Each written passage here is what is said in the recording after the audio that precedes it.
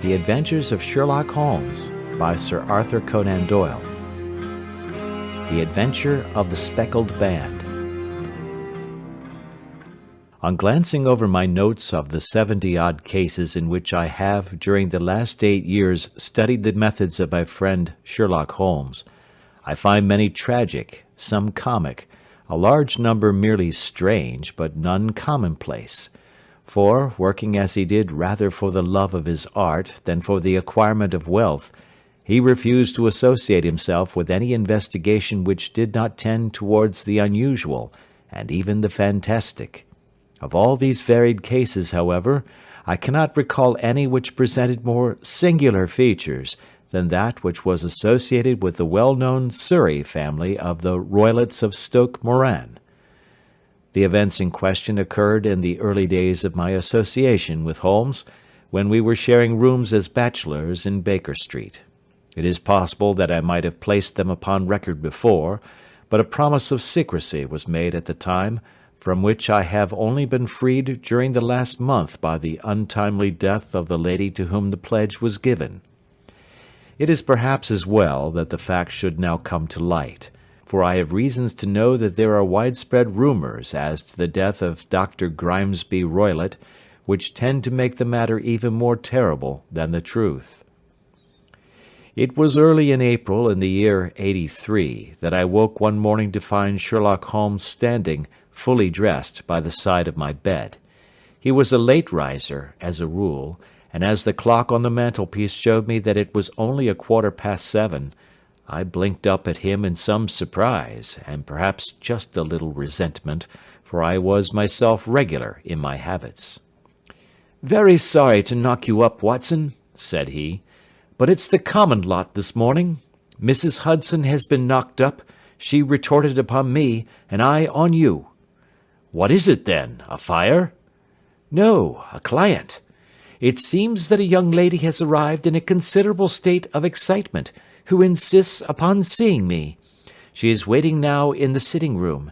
Now, when young ladies wander about the metropolis at this hour of the morning, and knock sleepy people up out of their beds, I presume that it is something very pressing which they have to communicate. Should it prove to be an interesting case, you would, I am sure, wish to follow it from the outset. I thought, at any rate, that I should call you and give you the chance." "My dear fellow, I would not miss it for anything." I had no keener pleasure than in following Holmes in his professional investigations, and in admiring the rapid deductions, as swift as intuitions, and yet always founded on a logical basis with which he unravelled the problems which were submitted to him. I rapidly threw on my clothes, and was ready in a few minutes to accompany my friend down to the sitting-room. A lady, dressed in black and heavily veiled, who had been sitting in the window, rose as we entered. "Good morning, madam," said Holmes cheerily. "My name is Sherlock Holmes. This is my intimate friend and associate, Dr. Watson, before whom you can speak as freely as before myself. Ha! I am glad to see that Mrs. Hudson has had the good sense to light the fire. Pray draw up to it, and I shall order you a cup of hot coffee, for I observe that you are shivering." "It is not cold which makes me shiver," said the woman in a low voice, changing her seat as requested. "What then?" "It is fear, Mr. Holmes. It is terror." She raised her veil as she spoke, and we could see that she was indeed in a pitiable state of agitation, her face all drawn and grey, with restless, frightened eyes, like those of some hunted animal. Her features and figure were those of a woman of 30, but her hair was shot with premature grey, and her expression was weary and haggard. Sherlock Holmes ran her over with one of his quick, all-comprehensive glances. "You must not fear," said he, soothingly, bending forward and patting her forearm. "We shall soon set matters right, I have no doubt. You have come in by train this morning, I see." "You know me, then?" "No, but I observed the second half of a return ticket in the palm of your left glove. You must have started early, and yet you had a good drive in a dog-cart, along heavy roads, before you reached the station." The lady gave a violent start and stared in bewilderment at my companion. "There is no mystery, my dear madam," said he, smiling. "The left arm of your jacket is spattered with mud in no less than 7 places. The marks are perfectly fresh. There is no vehicle save a dog-cart which throws up mud in that way, and then only when you sit on the left-hand side of the driver." "Whatever your reasons may be, you are perfectly correct," said she. "I started from home before 6, reached Leatherwood at 20 past, and came in by the first train to Waterloo. Sir, I can stand this strain no longer. I shall go mad if it continues. I have no one to turn to, none, save only one, who cares for me, and he, poor fellow, can be of little aid. I have heard of you, Mr. Holmes. I have heard of you from Mrs. Farintosh, whom you helped in the hour of her sore need. It was from her that I had your address. Oh, sir, do you not think that you could help me, too, and at least throw a little light through the dense darkness which surrounds me? At present, it is out of my power to reward you for your services, but in a month or 6 weeks I shall be married, with the control of my own income, and then at least you shall not find me ungrateful." Holmes turned to his desk, and, unlocking it, drew out a small case-book, which he consulted. "Farintosh," said he. "Ah, yes, I recall the case. It was concerned with an opal tiara. I think it was before your time, Watson. I can only say, madam, that I shall be happy to devote the same care to your case as I did to that of your friend. As to reward, my profession is its own reward, but you are at liberty to defray whatever expenses I may be put to at the time which suits you best. And now I beg that you will lay before us everything that may help us in forming an opinion upon the matter."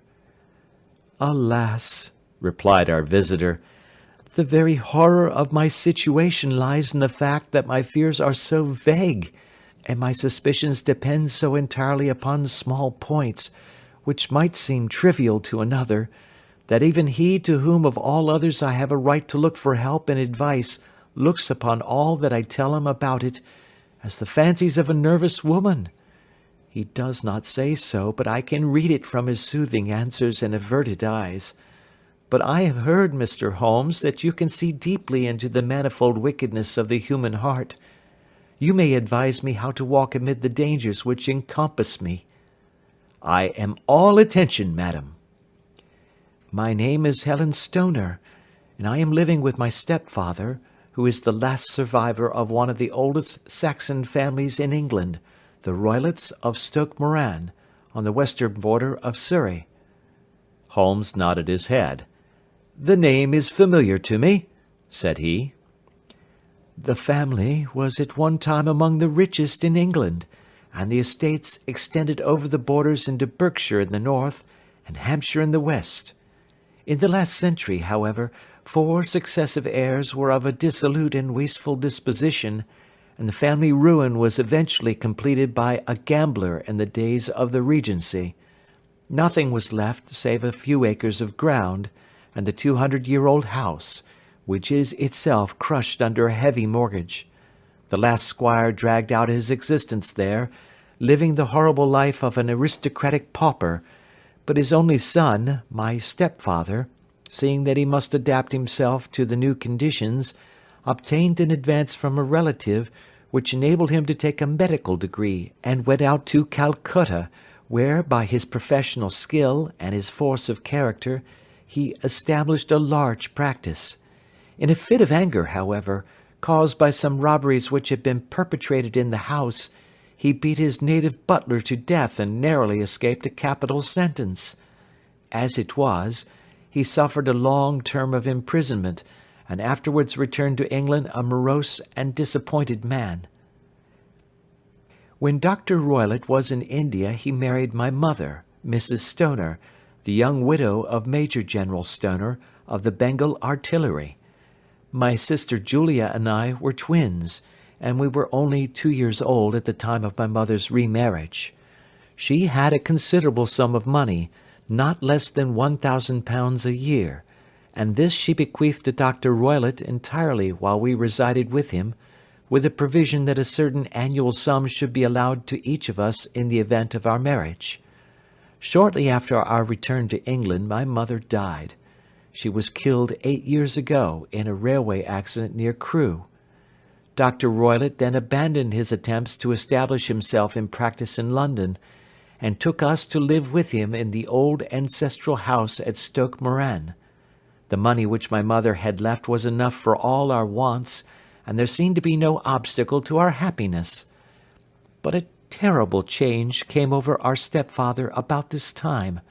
Instead of making friends and exchanging visits with our neighbours, who had at first been overjoyed to see a Roylott of Stoke Moran back in the old family seat, he shut himself up in his house, and seldom came out save to indulge in ferocious quarrels with whoever might cross his path.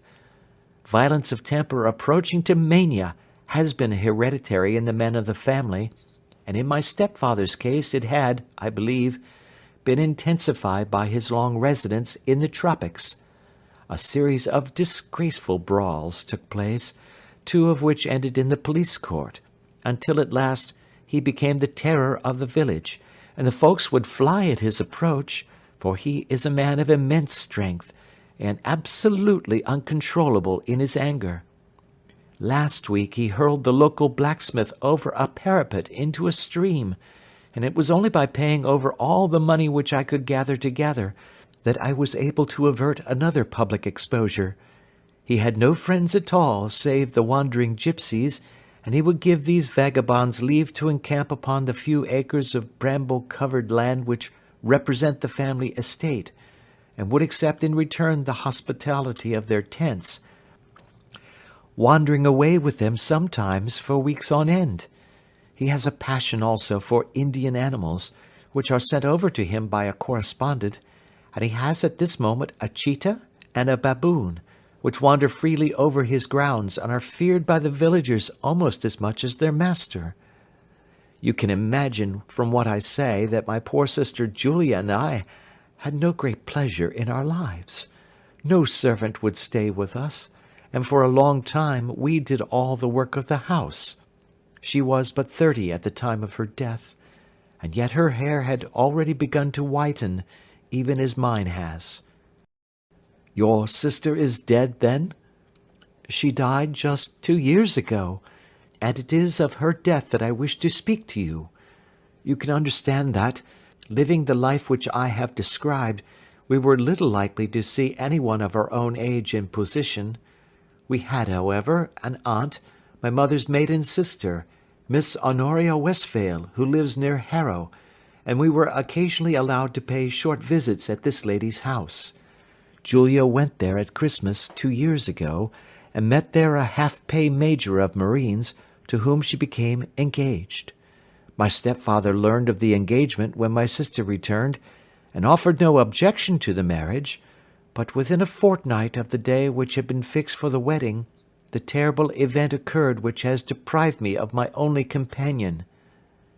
Sherlock Holmes had been leaning back in his chair with his eyes closed and his head sunk in a cushion, but he half opened his lids now and glanced across at his visitor.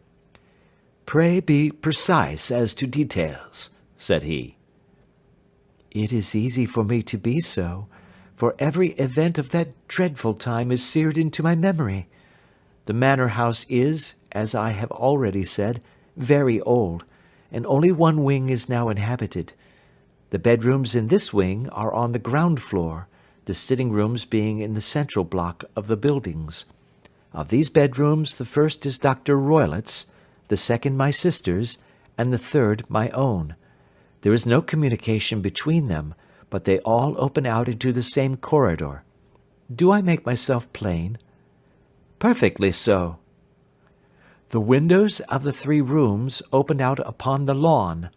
That fatal night, Dr. Roylott had gone to his room early, though we knew that he had not retired to rest, for my sister was troubled by the smell of the strong Indian cigars which it was his custom to smoke.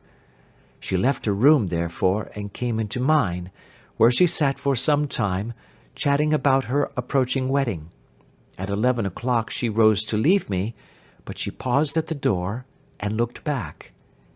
"Tell me, Helen," said she, "have you ever heard anyone whistle in the dead of the night?" "Never," said I.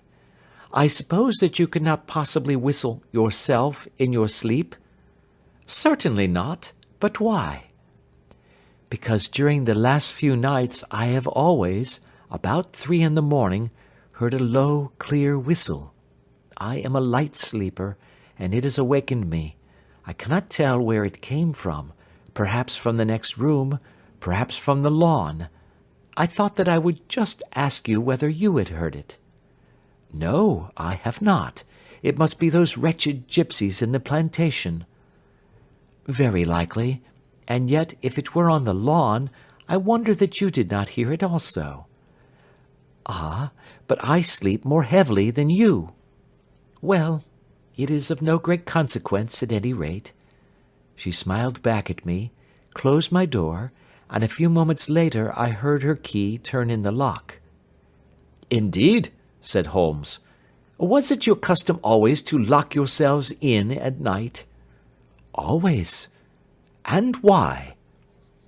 "I think that I mentioned to you that the doctor kept a cheetah and a baboon. We had no feeling of security unless our doors were locked." "Quite so. Pray proceed with your statement." "I could not sleep that night. A vague feeling of impending misfortune impressed me. My sister and I, you will recollect, were twins, and you know how subtle are the links which bind two souls which are so closely allied. It was a wild night. The wind was howling outside, and the rain was beating and splashing against the windows. Suddenly, amid all the hubbub of the gale, there burst forth the wild scream of a terrified woman. I knew that it was my sister's voice. I sprang from my bed, wrapped a shawl round me, and rushed into the corridor. As I opened my door, I seemed to hear a low whistle, such as my sister described, and a few moments later a clanging sound, as if a mass of metal had fallen. As I ran down the passage, my sister's door was unlocked, and revolved slowly upon its hinges. I stared at it horror-stricken, not knowing what was about to issue from it. By the light of the corridor lamp I saw my sister appear at the opening, her face blanched with terror, her hands groping for help, her whole figure swaying to and fro like that of a drunkard. I ran to her, and threw my arms round her, but at that moment her knees seemed to give way, and she fell to the ground. She writhed as one who is in terrible pain, and her limbs were dreadfully convulsed. At first, I thought that she had not recognized me, but as I bent over her she suddenly shrieked out in a voice which I shall never forget, "Oh, my God, Helen! It was the band! The speckled band!" There was something else which she would fain have said, and she stabbed with her finger into the air in the direction of the doctor's room, but a fresh convulsion seized her and choked her words. I rushed out, calling loudly for my stepfather, and I met him hastening from his room in his dressing-gown. When he reached my sister's side, she was unconscious, and though he poured brandy down her throat and sent for medical aid from the village, all efforts were in vain, for she slowly sank and died without having recovered her consciousness. Such was the dreadful end of my beloved sister. "One moment," said Holmes. "Are you sure about this whistle and metallic sound? Could you swear to it?" "That was what the county coroner asked me at the inquiry. It is my strong impression that I heard it, and yet, among the crash of the gale and the creaking of an old house, I may possibly have been deceived." "Was your sister dressed?" "No, she was in her night-dress. In her right hand was found the charred stump of a match, and in her left a match-box." "Showing that she had struck a light and looked about her when the alarm took place. That is important. And what conclusions did the coroner come to?" "He investigated the case with great care, for Dr. Roylott's conduct had long been notorious in the county, but he was unable to find any satisfactory cause of death. My evidence showed that the door had been fastened upon the inner side, and the windows were blocked by old-fashioned shutters with broad iron bars, which were secured every night. The walls were carefully sounded, and were shown to be quite solid all round, and the flooring was also thoroughly examined, with the same result. The chimney is wide, but is barred up by 4 large staples. It is certain, therefore, that my sister was quite alone when she met her end. Besides, there were no marks of any violence upon her. How about poison? The doctors examined her for it, but without success. What do you think that this unfortunate lady died of, then? It is my belief that she died of pure fear and nervous shock, though what it was that frightened her, I cannot imagine. Were there gipsies in the plantation at the time? Yes, there were nearly always some there. Ah, and what did you gather from this allusion to a band, a speckled band? Sometimes I have thought that it was merely the wild talk of delirium. Sometimes that it may have referred to some band of people, perhaps to these very gipsies in the plantation. I do not know whether the spotted handkerchiefs which so many of them wear over their heads might have suggested the strange adjective which he used. Holmes shook his head like a man who is far from being satisfied. "These are very deep waters," said he. "Pray go on with your narrative." 2 years have passed since then, and my life has been until lately lonelier than ever. A month ago, however, a dear friend, whom I have known for many years, has done me the honour to ask my hand in marriage. His name is Armitage, Percy Armitage, the second son of Mr. Armitage of Crane Water, near Reading. My stepfather has offered no opposition to the match, and we are to be married in the course of the spring. 2 days ago, some repairs were started in the west wing of the building, and my bedroom wall has been pierced, so that I have had to move into the chamber in which my sister died, and to sleep in the very bed in which she slept. Imagine, then, my thrill of terror when last night, as I lay awake, thinking over her terrible fate, I suddenly heard in the silence of the night the low whistle which had been the herald of her own death. I sprang up and lit the lamp, but nothing was to be seen in the room. I was too shaken to go to bed again, however, so I dressed, and as soon as it was daylight I slipped down, got a dog-cart at the Crown Inn, which is opposite, and drove to Leatherhead, from whence I have come on this morning with the one object of seeing you and asking your advice." "You have done wisely," said my friend. "But have you told me all?" "Yes, all." "Miss Roylott, you have not. You are screening your stepfather." "Why, what do you mean?" For answer, Holmes pushed back the frill of black lace which fringed the hand that lay upon our visitor's knee. 5 little livid spots, the marks of 4 fingers and a thumb, were printed upon the white wrist. "You have been cruelly used," said Holmes. The lady coloured deeply and covered over her injured wrist. "He is a hard man," she said, "and perhaps he hardly knows his own strength." There was a long silence, during which Holmes leaned his chin upon his hands and stared into the crackling fire. "This is a very deep business," he said at last. "There are 1,000 details which I should desire to know before I decide upon our course of action.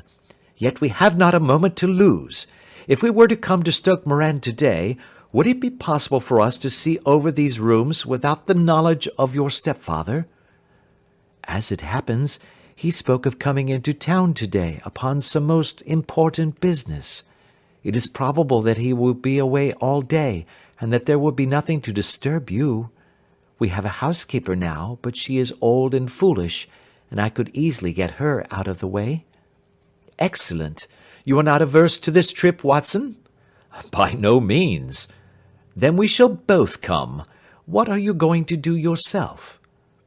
"I have 1 or 2 things which I would wish to do now that I am in town, but I shall return by the 12 o'clock train, so as to be there in time for your coming. And you may expect us early in the afternoon. I have myself some small business matters to attend to. Will you not wait and breakfast? No, I must go. My heart is lightened already since I have confided my trouble to you. I shall look forward to seeing you again this afternoon. She dropped her thick black veil over her face and glided from the room. And what do you think of it all, Watson? Asked Sherlock Holmes, leaning back in his chair. It seems to me to be a most dark and sinister business. Dark enough and sinister enough. Yet if the lady is correct in saying that the flooring and walls are sound, and that the door, window, and chimney are impassable, then her sister must have been undoubtedly alone when she met her mysterious end. What becomes then of these nocturnal whistles, and what of the very peculiar words of the dying woman? I cannot think.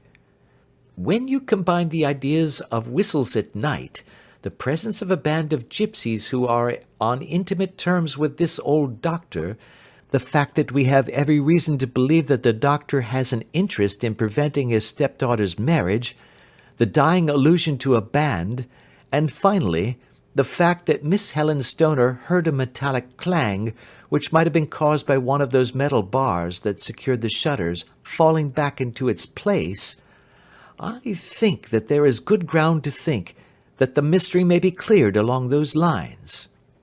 But what then did the gypsies do? I cannot imagine. I see many objections to any such theory. And so do I.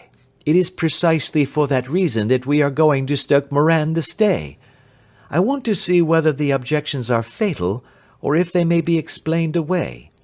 But what in the name of the devil? The ejaculation had been drawn from my companion by the fact that our door had been suddenly dashed open, and that a huge man had framed himself in the aperture. His costume was a peculiar mixture of the professional and of the agricultural, having a black top hat, a long frock coat, and a pair of high gaiters, with a hunting crop swinging in his hand. So tall was he that his hat actually brushed the crossbar of the doorway, and his breadth seemed to span it across from side to side. A large face, seared with 1,000 wrinkles, burned yellow with the sun, and marked with every evil passion, was turned from one to the other of us, while his deep-set, bile-shot eyes, and his high, thin, fleshless nose gave him somewhat the resemblance to a fierce old bird of prey. "Which of you is Holmes?" asked this apparition. "My name, sir, but you have the advantage of me," said my companion quietly. "I am Dr. Grimesby Roylott of Stoke Moran." "Indeed, doctor," said Holmes blandly. "Pray take a seat." "I will do nothing of the kind. My stepdaughter has been here. I have traced her. What has she been saying to you?" "It is a little cold for the time of the year," said Holmes. "What has she been saying to you?" cried the old man furiously. "But I have heard that the crocuses promise well," continued my companion imperturbably. "Ha! You put me off, do you?" said our new visitor, taking a step forward and shaking his hunting crop. "I know you, you scoundrel. I have heard of you before. You are Holmes the meddler." My friend smiled. "Holmes the busybody." His smile broadened. "Holmes the Scotland Yard Jack-in-Office." Holmes chuckled heartily. "Your conversation is most entertaining," said he. "When you go out, close the door, for there is a decided draught." "I will go when I have said my say. Don't you dare to meddle with my affairs. I know that Miss Stoner has been here. I traced her. I am a dangerous man to fall foul of. See here." He stepped swiftly forward, seized the poker, and bent it into a curve with his huge brown hands. "See that you keep yourself out of my grip," he snarled, and hurling the twisted poker into the fireplace, he strode out of the room. He seems a very amiable person," said Holmes, laughing. "Ha, ha! I am not quite so bulky, but if he had remained I might have shown him that my grip was not much more feeble than his own." As he spoke he picked up the steel poker and, with a sudden effort, straightened it out again. "Fancy his having the insolence to confound me with the official detective force! This incident gives zest to our investigation, however, and I only trust that our little friend will not suffer from her imprudence in allowing this brute to trace her. And now, Watson, we shall order breakfast, and afterwards I shall walk down to Doctors' Commons, where I hope to get some data which may help us in this matter." It was nearly 1 o'clock when Sherlock Holmes returned from his excursion. He held in his hand a sheet of blue paper, scrawled over with notes and figures. "I have seen the will of the deceased wife," said he. "To determine its exact meaning I have been obliged to work out the present prices of the investments with which it is concerned. The total income, which at the time of the wife's death was little short of £1,100, is now, through the fall in agricultural prices, not more than £750. Each daughter can claim an income of £250 in case of marriage. It is evident, therefore, that if both girls had married, this beauty would have been a mere pittance, while even one of them would cripple him to a very serious extent. My morning's work has not been wasted, since it has proved that he has the very strongest motives for standing in the way of anything of the sort. And now, Watson, this is too serious for dawdling, especially as the old man is aware that we are interesting ourselves in his affairs. So if you are ready, we shall call a cab and drive to Waterloo. I should be very much obliged if you would slip your revolver into your pocket. An Ely's No. 2 is an excellent argument with gentlemen who can twist steel pokers into knots. That and a toothbrush are, I think, all that we need." At Waterloo we were fortunate in catching a train for Leatherhead, where we hired a trap at the station inn and drove for 4 or 5 miles through the lovely Surrey lanes. It was a perfect day, with a bright sun and a few fleecy clouds in the heavens. The trees and wayside hedges were just throwing out their first green shoots, and the air was full of the pleasant smell of the moist earth. To me, at least, there was a strange contrast between the sweet promise of the spring and this sinister quest upon which we were engaged. My companion sat in the front of the trap, his arms folded, his hat pulled down over his eyes, and his chin sunk upon his breast, buried in the deepest thought. Suddenly, however, he started, tapped me on the shoulder, and pointed over the meadows. "Look there," said he.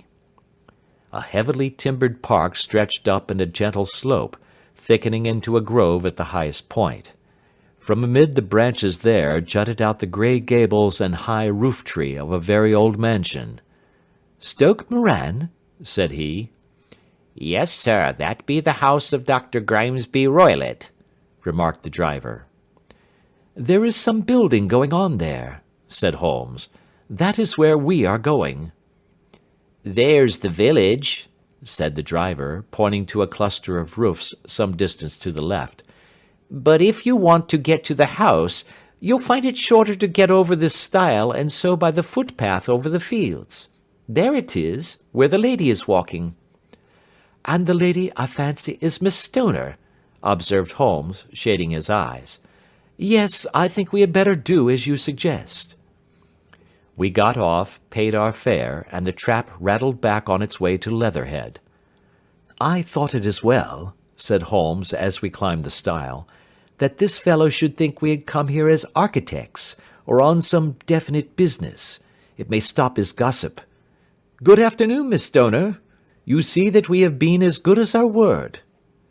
Our client of the morning had hurried forward to meet us with a face which spoke her joy. "I have been waiting so eagerly for you," she cried, shaking hands with us warmly. "All has turned out splendidly. Dr. Roylott has gone to town, and it is unlikely that he will be back before evening." "We have had the pleasure of making the doctor's acquaintance," said Holmes, and in a few words he sketched out what had occurred. Miss Stoner turned white to the lips as she listened.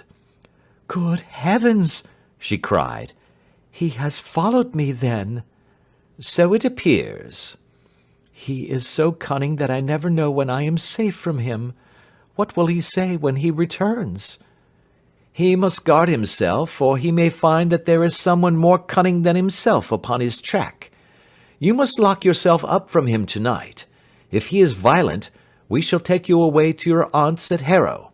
Now, we must make the best use of our time, so kindly take us at once to the rooms which we are to examine." The building was of grey, lichen-blotched stone, with a high central portion and two curving wings like the claws of a crab, thrown out on each side. In one of these wings the windows were broken and blocked with wooden boards, while the roof was partly caved in, a picture of ruin.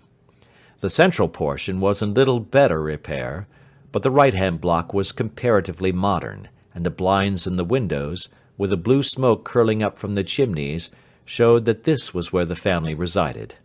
Some scaffolding had been erected against the end wall, and the stonework had been broken into, but there were no signs of any workmen at the moment of our visit. Holmes walked slowly up and down the ill-trimmed lawn, and examined with deep attention the outsides of the windows. "This, I take it, belongs to the room in which you used to sleep, the centre one to your sister's, and the one next to the main building to Dr. Roylott's chamber?" "Exactly so, but I am now sleeping in the middle one." "Pending the alterations, as I understand. By the way, there does not seem to be any very pressing need for repairs at that end wall." "There were none. I believe that it was an excuse to move me from my room." "Ah, that is suggestive. Now, on the other side of this narrow wing runs the corridor from which these three rooms open. There are windows in it, of course." "Yes, but very small ones, too narrow for anyone to pass through." "As you both locked your doors at night, your rooms were unapproachable from that side. Now, would you have the kindness to go into your room and bar your shutters?" Miss Stoner did so, and Holmes, after a careful examination through the open window, endeavoured in every way to force the shutter open, but without success. There was no slit through which a knife could be passed to raise the bar. Then with his lens he tested the hinges, but they were of solid iron, built firmly into the massive masonry. Said he, scratching his chin in some perplexity. "My theory certainly presents some difficulties.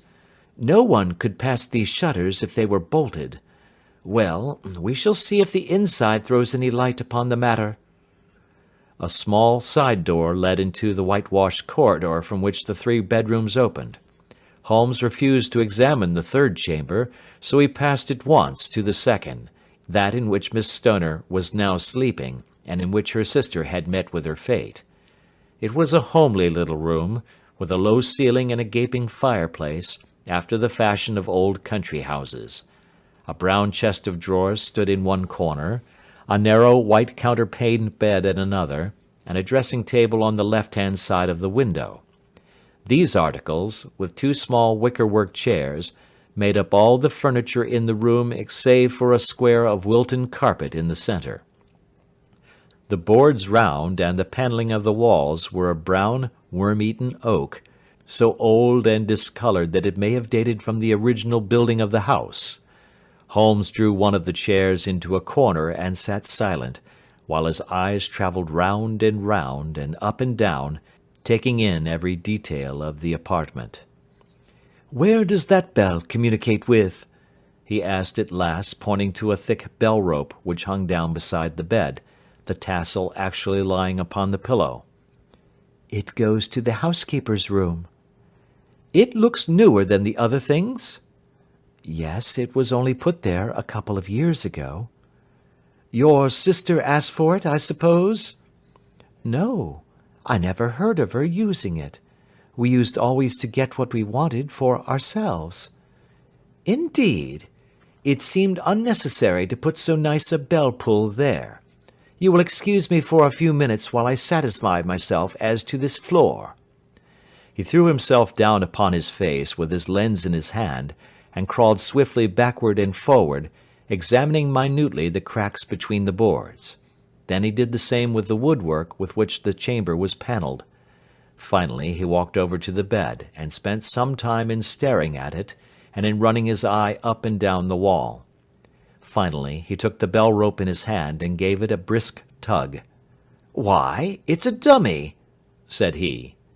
"Won't it ring?" "No, it is not even attached to a wire. This is very interesting. You can see now that it is fastened to a hook, just above where the little opening for the ventilator is." "How very absurd! I never noticed that before." "Very strange," muttered Holmes, pulling at the rope. "There are one or two very singular points about this room. For example, what a fool a builder must be to open a ventilator into another room, when with the same trouble he might have communicated with the outside air." "That is also quite modern," said the lady. "Done about the same time as the bell-rope," remarked Holmes. "Yes, there were several little changes carried out about that time." "They seem to have been of a most interesting character, dummy bell-ropes, and ventilators which do not ventilate. With your permission, Miss Stoner, we shall now carry our researches into the inner apartment." Dr. Grimesby Roylott's chamber was larger than that of his stepdaughter, but was as plainly furnished.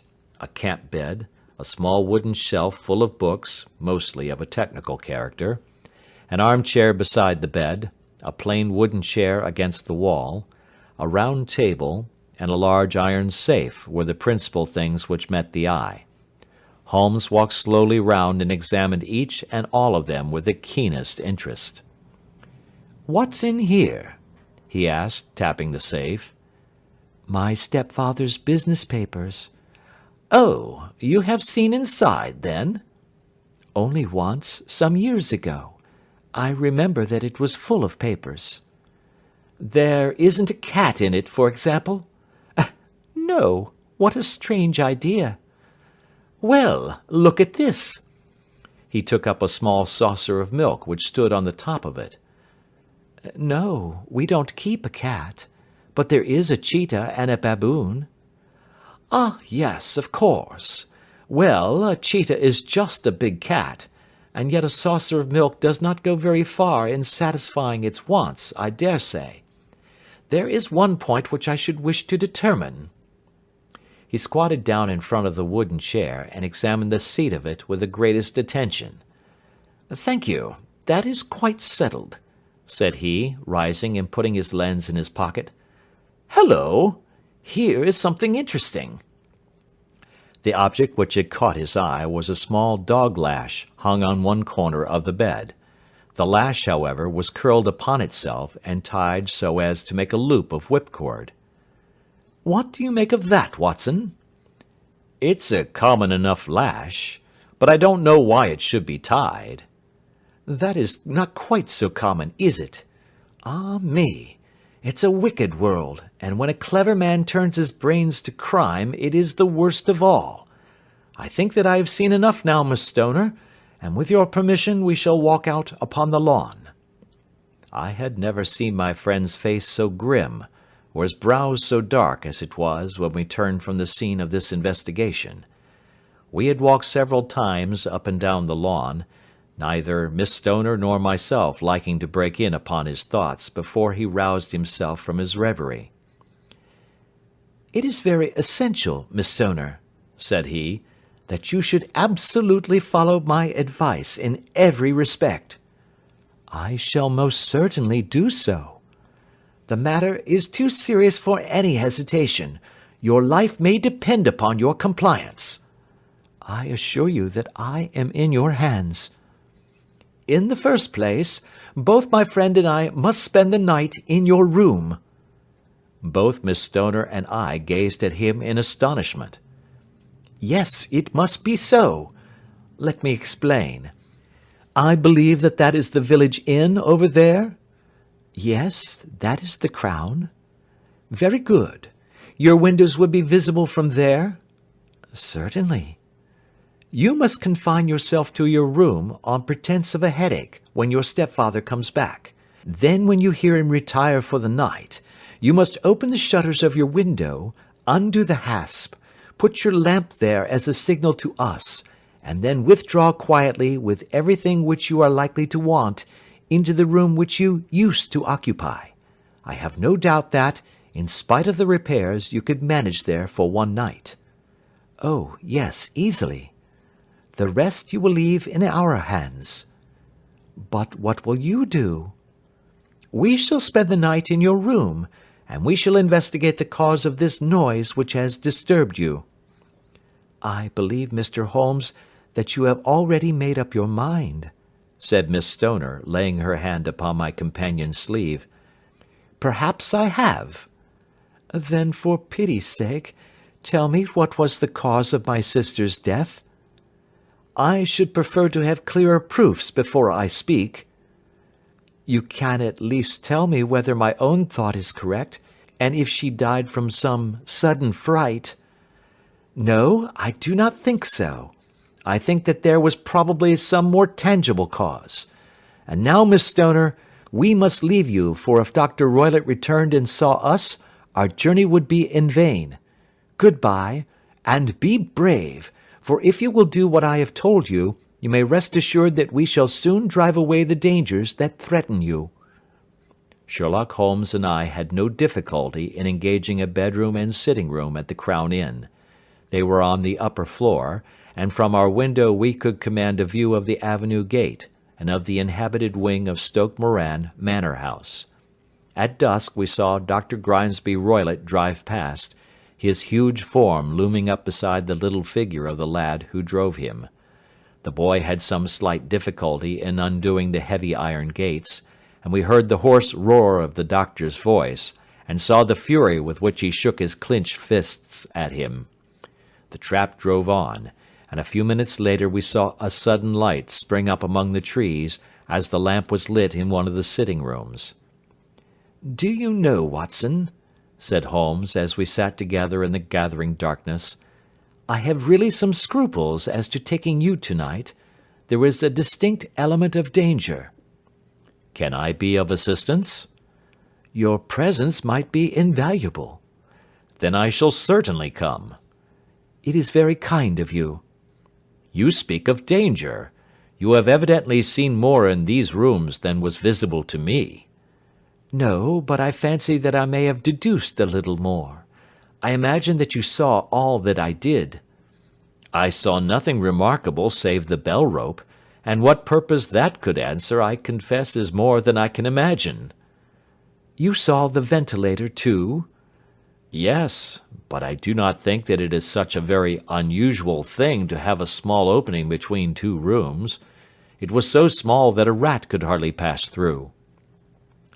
"I knew that we should find a ventilator before ever we came to Stoke Moran." "My dear Holmes!" "Oh, yes, I did. You remember in her statement she said that her sister could smell Dr. Roylott's cigar. Now, of course that suggested at once that there must be a communication between the two rooms. It could only be a small one, or it would have been remarked upon at the coroner's inquiry. I deduced a ventilator." "But what harm can there be in that?" "Well, there is at least a curious coincidence of dates. A ventilator is made, a cord is hung, and a lady who sleeps in the bed dies. Does that not strike you?" "I cannot as yet see any connection." "Did you observe anything very peculiar about that bed?" "No." "It was clamped to the floor. Did you ever see a bed fastened like that before?" "I cannot say that I have." "The lady could not move her bed. It must always be in the same relative position to the ventilator and to the rope. Or so we may call it, since it was clearly never meant for a bell-pull." "Holmes," I cried, "I seem to see dimly what you are hinting at. We are only just in time to prevent some subtle and horrible crime." "Subtle enough, and horrible enough. When a doctor does go wrong he is the first of criminals. He has nerve and he has knowledge. Palmer and Pritchard were among the heads of their profession, This man strikes even deeper, but I think, Watson, that we shall be able to strike deeper still. Yet we shall have horrors enough before the night is over. For goodness' sake, let us have a quiet pipe, and turn our minds for a few hours to something more cheerful." About 9 o'clock the light among the trees was extinguished, and all was dark in the direction of the manor house. 2 hours passed slowly away, and then suddenly, just at the stroke of 11, a single bright light shone out right in front of us. "That is our signal," said Holmes, springing to his feet. "It comes from the middle window." As we passed out he exchanged a few words with the landlord, explaining that we were going on a late visit to an acquaintance, and that it was possible that we might spend the night there. A moment later we were out on the dark road, a chill wind blowing in our faces, and one yellow light twinkling in front of us through the gloom, to guide us on our sombre errand. There was little difficulty in entering the grounds, for unrepaired breaches gaped in the old park wall.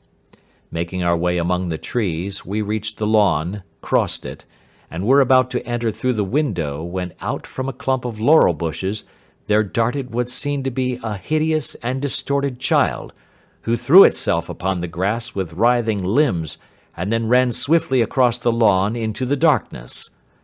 "My God!" I whispered. "Did you see it?" Holmes was for the moment as startled as I. His hand closed like a vice upon my wrist in his agitation. Then he broke into a low laugh and put his lips to my ear. "It is a nice household," he murmured. "That is the baboon." I had forgotten the strange pets which the doctor affected. There was a cheetah, too. Perhaps we might find it upon our shoulders at any moment.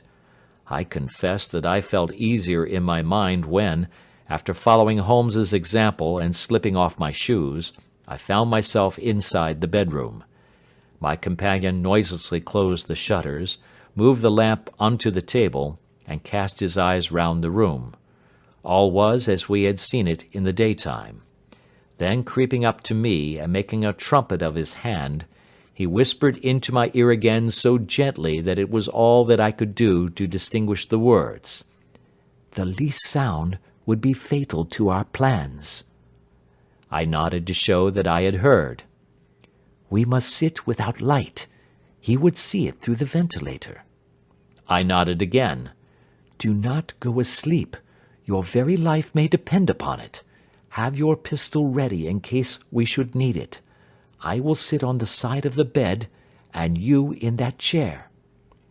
I took out my revolver and laid it on the corner of the table. Holmes had brought up a long, thin cane, and this he placed upon the bed beside him. By it he laid the box of matches and the stump of a candle. Then he turned down the lamp, and we were left in darkness. How shall I ever forget that dreadful vigil? I could not hear a sound, not even the drawing of a breath, and yet I knew that my companion sat open-eyed, within a few feet of me, in the same state of nervous tension in which I was myself. The shutters cut off the least ray of light, and we waited in absolute darkness. From outside came the occasional cry of a night-bird, and once at our very window a long-drawn cat-like whine, which told us that the cheetah was indeed at liberty. Far away we could hear the deep tones of the parish clock, which boomed out every quarter of an hour. How long they seemed, those quarters! 12 struck, and 1, and 2, and 3, and still we sat waiting silently for whatever might befall. Suddenly, there was the momentary gleam of a light up in the direction of the ventilator, which vanished immediately, but was succeeded by a strong smell of burning oil and heated metal. Someone in the next room had lit a dark lantern. I heard a gentle sound of movement, and then all was silent once more, though the smell grew stronger. For half an hour I sat with straining ears. Then suddenly another sound became audible, a very gentle, soothing sound, like that of a small jet of steam escaping continually from a kettle. The instant that we heard it, Holmes sprang from the bed, struck a match, and lashed furiously with his cane at the bell-pull. "You see it, Watson?" he yelled. "You see it?" But I saw nothing. At the moment when Holmes struck the light, I heard a low, clear whistle, but the sudden glare flashing into my weary eyes made it impossible for me to tell what it was at which my friend lashed so savagely. I could, however, see that his face was deadly pale and filled with horror and loathing. He had ceased to strike and was gazing up at the ventilator, when suddenly there broke from the silence of the night the most horrible cry to which I have ever listened. It swelled up louder and louder, a hoarse yell of pain and fear and anger, all mingled in the one dreadful shriek. They say that away down in the village, and even in the distant parsonage, that cry raised the sleepers from their beds. It struck cold to our hearts, and I stood gazing at Holmes, and he at me, until the last echoes of it had died away into the silence from which it rose. "What can it mean?" I gasped. "It means that it is all over," Holmes answered, "and perhaps, after all, it is for the best. Take your pistol, and we will enter Dr. Roylott's room." With a grave face he lit the lamp, and led the way down the corridor. Twice he struck at the chamber door without any reply from within. Then he turned the handle, and entered, I at his heels, with a cocked pistol in my hand. It was a singular sight which met our eyes. On the table stood a dark lantern with the shutter half open, throwing a brilliant beam of light upon the iron safe, the door of which was ajar. Beside this table, on the wooden chair, sat Dr. Grimesby Roylott, clad in a long grey dressing-gown, his bare ankles protruding beneath, and his feet thrust into red heelless Turkish slippers. Across his lap lay the short stock with the long lash which we had noticed during the day. His chin was cocked upward, and his eyes were fixed in a dreadful, rigid stare at the corner of the ceiling. Round his brow he had a peculiar yellow band, with brownish speckles, which seemed to be bound tightly round his head. As we entered, he made neither sound nor motion. "The band! The speckled band!" whispered Holmes. I took a step forward. In an instant his strange headgear began to move, and there reared itself from among his hair the squat, diamond-shaped head and puffed neck of a loathsome serpent. "It is a swamp adder!" cried Holmes, "the deadliest snake in India. He has died within 10 seconds of being bitten. Violence does in truth recoil upon the violent, and the schemer falls into the pit which he digs for another. Let us thrust this creature back into its den, and we can then remove Miss Stoner to some place of shelter, and let the county police know what has happened." As he spoke, he drew the dog-whip swiftly from the dead man's lap, and throwing the noose round the reptile's neck, he drew it from its horrid perch, and carrying it at arm's length, threw it into the iron safe, which he closed upon it. Such are the true facts of the death of Dr. Grimesby Roylott of Stoke Moran. It is not necessary that I should prolong a narrative which has already run to too great a length by telling how we broke the sad news to the terrified girl, how we conveyed her by the morning train to the care of her good aunt at Harrow, of how the slow process of official inquiry came to the conclusion that the doctor met his fate while indiscreetly playing with a dangerous pet. The little which I had yet to learn of the case was told me by Sherlock Holmes as we travelled back next day. "I had," said he, "come to an entirely erroneous conclusion which shows, my dear Watson, how dangerous it always is to reason from insufficient data.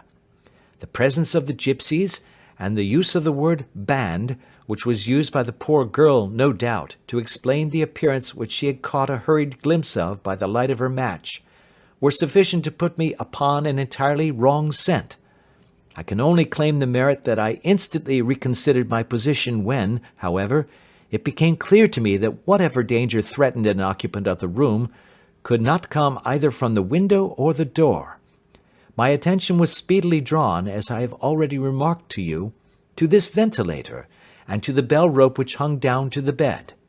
The discovery that this was a dummy, and that the bed was clamped to the floor, instantly gave rise to the suspicion that the rope was there as a bridge for something passing through the hole and coming to the bed. The idea of a snake instantly occurred to me, and when I coupled it with my knowledge that the doctor was furnished with a supply of creatures from India, I felt that I was probably on the right track.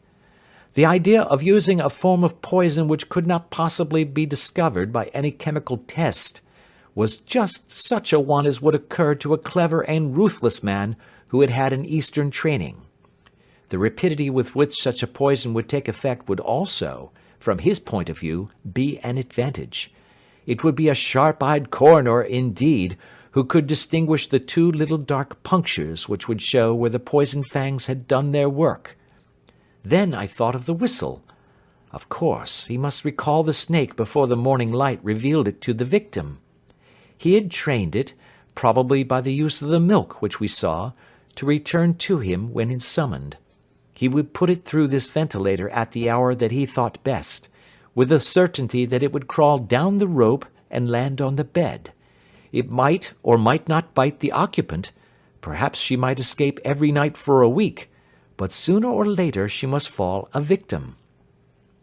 I had come to these conclusions before ever I had entered his room.